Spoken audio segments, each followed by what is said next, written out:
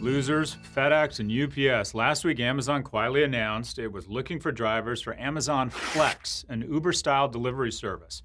This comes on the heels of the retailer saying it would lease a fleet of jets and operate drones in an effort to handle peak delivery periods more efficiently. I saw Jeff Bezos speak at a conference last week, and he said they were reluctantly getting into the business. Yeah, and Putin reluctantly went into Crimea. Anyways, FedEx and UPS costs have risen 83% in the last 10 years, increasing faster year on year than U.S. inflation rate. You want to know if you're ripe to be disrupted? Look at your price increases relative to inflation.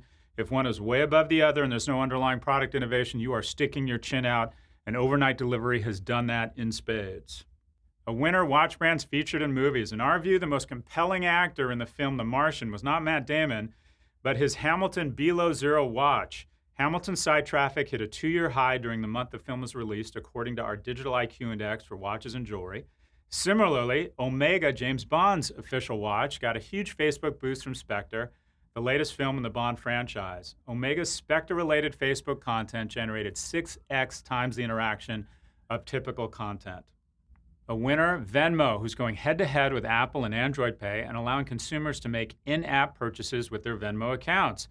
Venmo's strength lies in their customer base, specifically millennials, who use the app to pay each other back for things including dinner and rent. Venmo processed $2.1 billion in transactions in Q3 2015, resulting in annual growth in excess of 200%. But Venmo's razor-thin margins do raise questions about its profitability. However, with global mobile transactions projected to grow to 1.1 trillion by 2019, even razor-thin margins can add up to a pretty good business.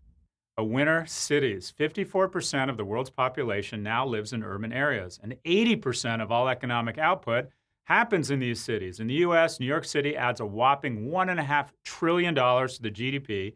That's about 9% of total U.S. GDP. The output of New York City is roughly equal to that of the greater areas of Boston, Philadelphia, Atlanta, and D.C. combined. We believe this fantastic visualization signals a few things. One, if you're in Alaska, you're both the biggest and the smallest player at the same time. Two, if you're watching Fox and living in a red state, your bark is a whole lot bigger than your bite.